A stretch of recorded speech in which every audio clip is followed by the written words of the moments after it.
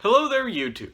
Devin here again. Sorry I haven't made a video in a while. Once again, been incredibly busy with work, but now that it's kind of starting to slow down and everything like that this time of the year, for me at least, as my portion of the business that I run hands-on, slows down, I'll be able to make more videos here hopefully very soon. So I'm hoping to pull it out for you today, the day you're seeing this hopefully, and one over the weekend, which is tomorrow. So hopefully two this week for you. They're kind of sort of related in a few different ways. But what we're talking about today happens to be the Smle bayonet and the few variations thereof. There happens to be 3. I have 2 of them. One of them is incredibly rare, but is very common for the rifle that preceded it. And we're going to talk about why they are the way that they are and some of the different variations. So we got to first start off with the backstory of the Smle. A lot of people don't know this as far as just regular collectors go, but the Smle started its life long before when a lot of people seem to really think it did. So the Smle starts way back in 1889 with the adoption of the rifle repeating Mark I, which would be basically the Lee Metford and the Lee Enfield series of rifles, and they're your standard over 50 inches in length type combat rifle, small bore, very early on black powder, then would fairly quickly transition to smokeless, and yada yada, this and that. They would go through both the Boer Wars, all this other good stuff, realize that their rifles were far superior to the Mausers that were being fielded, kind of like the US had with the Craig Jorgensen in the Spanish 1893, which is basically what the British were going up against too, was a variation of the 1893, the cock on close, kind of small ring, 7mm by 57mm Mauser type ammo and stuff like that with,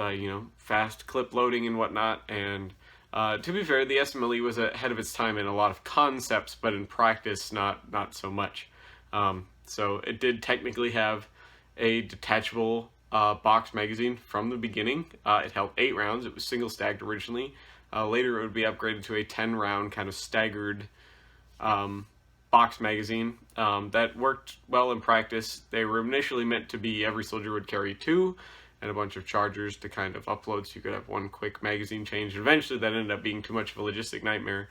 And then in the early 1900s, they realized that the long Lee was a bit just that, too long and cumbersome for a lot of troops to handle. And so a lot of the infantry guys initially would be like the School of Musketry, as it's known. There's basically kind of like 3 entities you have to deal with British rifle adoption at the turn of the last century and a little bit, and before that. There's basically the Navy. Okay, so a lot of people seem to be like, well, why does the Navy need to care about adopting a rifle? Well, Britain is a sea power, so they had primarily a navy. Their army was very small and kind of insignificant compared to the Navy. They are an island nation after all, so the Navy was very important in selecting a new rifle because ultimately they would have to deal with this rifle as well, despite the fact that they're the Navy and they often deal with huge ship guns and stuff like that. But the Marines would have to deal with this rifle and whatnot, and yada yada, this and that. And then there's the School of Musketry and the School of Cavalry.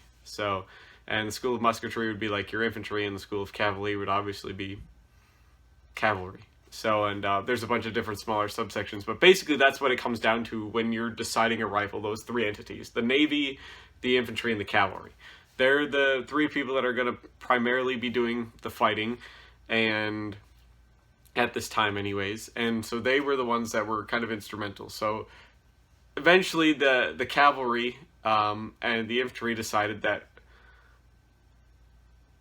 they had, so back to where I'm going from. The cavalry had, during this time, very short Lee Enfield and Lee Metford rifles and stuff like that. True carbines, not short rifles like the Smle is.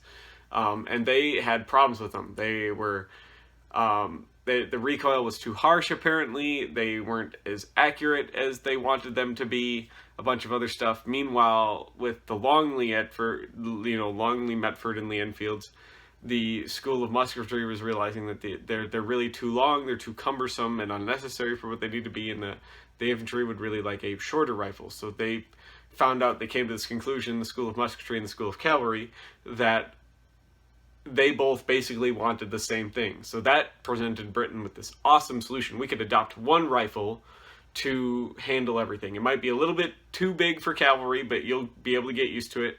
And for the infantry, they're like, it might be a little bit too short, and it will affect accuracy at extreme distances, but you'll learn to deal with it. And so they come up with in 1902, they roll out a conglomeration, which is basically taking features of the carbine and features of the rifle and few other neat little upgrades they want to throw in, and mashing it together into what they call the short Lee Enfield in 1902. And they start converting long rifles into this pattern. So a lot of those very early features, there's plenty of cool videos on those on YouTube. I don't happen to own one. But a lot of people don't know that the SMLE's life really starts in 1902. It doesn't come to be the pattern we would realize it to be until like 1907, 1908. And that's when the Lee Enfield we really think of takes shape. The short magazine Lee Enfield with its 10-round detachable box magazine, its integrated, nose cap and bayonet boss, stuff like that. And it really takes a lot of the lines that we see today, the tangent sights and stuff like that. So what we recognize it. So it existed in kind of smaller numbers and weird variations, a lot of different weird variations, before 1907 and 8, when they would adopt the SMLE. Now initially, going back to the very first pattern of SMLE bayonet, it would be the 1903 Pattern Bayonet, which was basically just a long Lee Enfield bayonet, which is a 12-inch blade. It's a dual-sided, just dagger tip. So it's tips right in the middle, and it's dual-bladed all the way. It looks like a big dagger, is all it is, just a straight dagger. It doesn't have any curve to it. It's not offside. It's symmetrical and everything like that. And then it has the same handle and attachment method as every other bayonet that would follow it, basically. So wood grip panels, the very low profile ring to go over the bayonet boss, and of course the lug to connect to the rear side of the bayonet boss / nose cap, as a lot of people know it, and yada yada, this and that. But they realized very quickly, because they have now adopted a short rifle, thus hence the name Short Lee Enfield, and they started to realize that might be a problem. The cavalry really didn't care. They had sabers they could use, on horseback and stuff like that. So a lot of times they didn't even really have a bayonet, or use their bayonet, at least. The School of Musketry, on the other hand, is like, they were realizing very quickly this could be a problem, because they were looking at the other countries' rifles that they have. So you look at the French and their Lebel, which is 52 inches long, and then it has an 18-inch bayonet on it. It's a lot of reach. And then you look at the Germans, whose rifle is 51.5 inches long, and their bayonet is 12 inches long, in some cases 18 inches in others. Really depends on who you are, and all that other stuff. And then you have the British, who, while being a professional army, having one of the best trained professional armies in Europe at the time, very, very small army, but they realized that their rifle, being only 44 inches long overall, and a 12-inch bayonet, gave them a very substantial disadvantage in two ways. So the two disadvantages they found is that it was really hard to be able to skewer a guy off horseback, or just clip a guy or hit a guy at all on horseback. So cavalry was a huge problem at the time. It was really hard with a rifle and a bayonet that short to be able to have the reach to hit a cavalry person with your rifle and bayonet combination before he could hit you with his sword than other nations with their incredibly long rifles, incredibly long bayonets. So Britain has to now figure out how we're going to do this. So in 1907, they basically come out with a bayonet that they had experienced through observation 2 years earlier in the Russo-Japanese War. And England at this time has very, very close ties with Japan. Japan based their navy off of the British Navy when it went to go fight the Russians, and it blew them out of the water. Their navy just destroyed the Russian Navy in the Russo-Japanese War. So they had a lot of advisors and access to something that would later become very, very familiar. And so in 1907, they come out with a new bayonet that is essentially a copy of the bayonet at the time that the Japanese were using. This basically looks like the same blade and stuff as a Type 30 and Type 38 Arasaka bayonet. That's what it is. It's a big, long blade. It's relatively thick. As you can see, it's almost entirely fullered, and it has this offset tip. And the reason it has this offset tip is because it is based off of the Type 30 and Type 38 bayonet. And the reason the Japanese bayonets look like this is because of tradition of samurai swords making and stuff like that. This is a very flashy looking bayonet. It's not really more effective than if the tip would be perfectly centered and it would have a reverse edge or something like that. It's meant to just kind of look like a katana blade in a way, even though it's straight. And the British just copy that.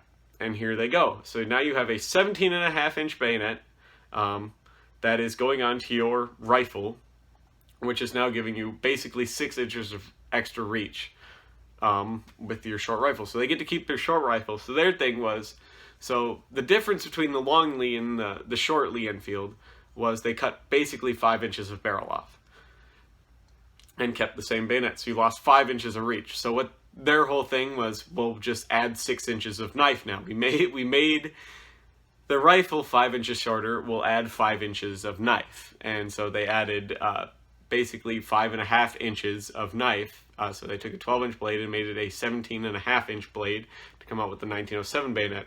Now this is the bayonet that is the most iconic for the SMLE. Basically every picture you will find of an SMLE, this is the bayonet you're going to see with it.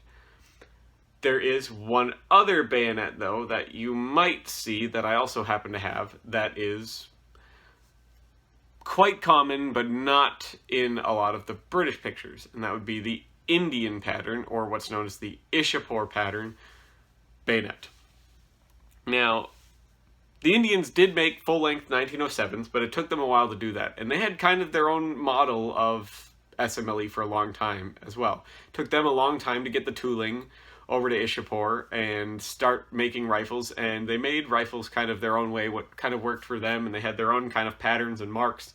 And the British rifle system is just a horrible mess of marks and patterns and stars and numbers and a whole bunch of other stuff. But initially, they wouldn't adopt the 1903 pattern bayonet. Now, the 1903 pattern bayonet will fit on any SMLE, even to this day, except for, like, obviously the number 4s. But any, SMLE, number 1 rifle with that same bayonet boss, it'll fit on. The 1907 bayonet will fit on any bayonet boss that has that, of that SMLE style that is out there. And this is the Ishipore pattern bayonet. So it has the same tip and kind of blade profile as the 1907. I'll bring that up here for you to see. So as you can see here, they have the same kind of point thing going on, except this is a much simpler to make bayonet. There's no fuller in it. It is the same thickness. It has an edge on one side, but it has kind of a reverse grind just on the tip. So the tip is off center. That is something that they kept, but they kept the 12-inch length. And for a long time, this is what they liked, because they kind of realized that that's just kind of a waste of time in metal. We're already making these. Tooling's kind of hard to come by here. It takes forever to ship everything. We're just going to keep making these. And eventually they would make 1907 full-length bayonets, but they would very quickly go back to this. This would be known as the India pattern bayonet for a long time, and they would stick with this pattern not only from when the SMLE would be adopted, and for a little while they'd make 1907s, but they'd very quickly go back to making these and use these all the way into the 60s. But until they would adopt the FAL, basically, this would be the Indian pattern of bayonet. And it's, in a lot of ways, a lot better bayonet. It's simpler to manufacture, it's smaller.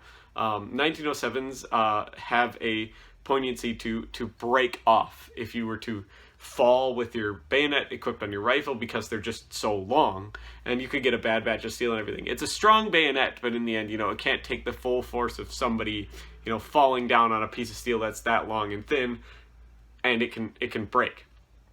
So just wanted to show you this pretty cool bayonet because it's not well known, and it's actually in a lot of ways better than a cool standard, you know, 1907 bayonet, because this is almost synonymous but in a separate hemisphere, basically. And the Indians would use this for a lot longer than the British would use the 1907 bayonet. So I'm gonna show you now here. I have a nose cap with the Flanders flap, as you can see here, how to attach these British bayonets, and show you that they are completely interchangeable. So it doesn't matter which one you get. If you're looking for a cheaper bayonet for your SMLE, you can get one of these for way cheaper than you can get a 1907.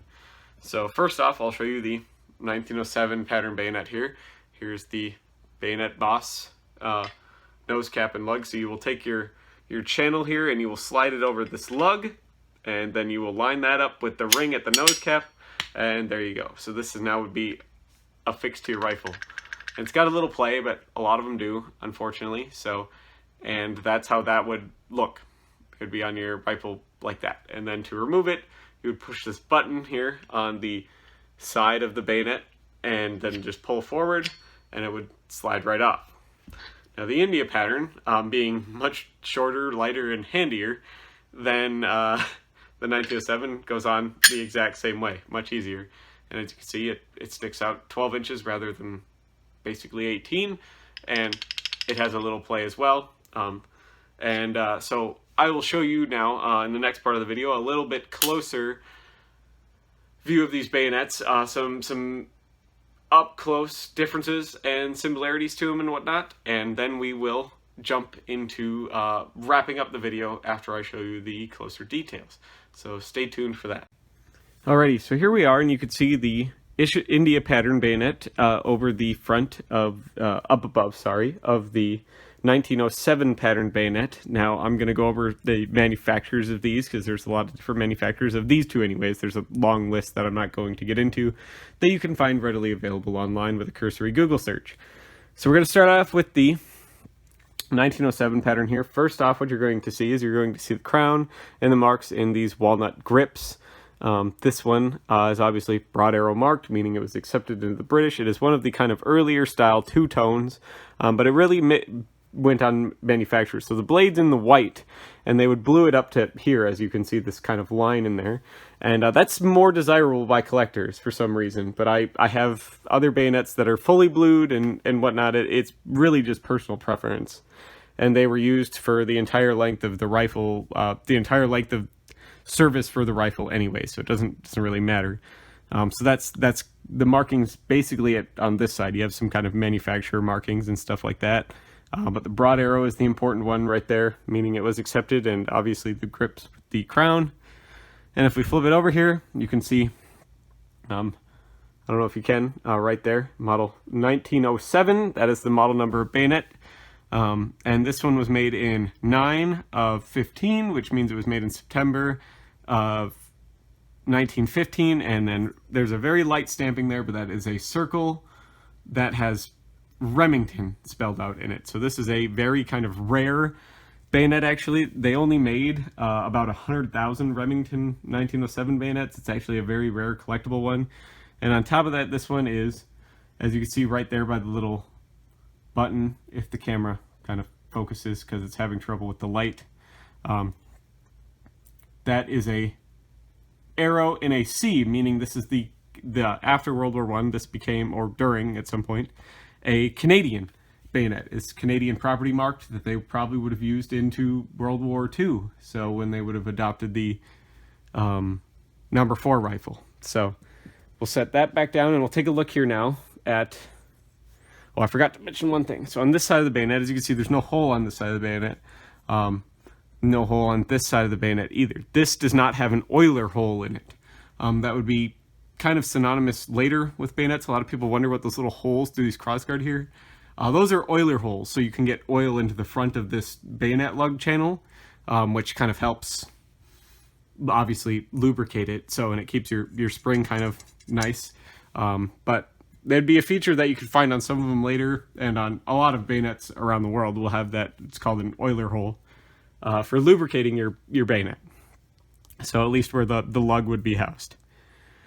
So as you can see here on the India pattern, if we take a look at it, it would have been blued at one point, but it has got this black enamel paint over it. And a lot of Indian stuff, even their guns, their SMLEs, their whole rifles, you can find will have this black enamel paint on it because it will be to protect it from the harsh, humid environment they have in India.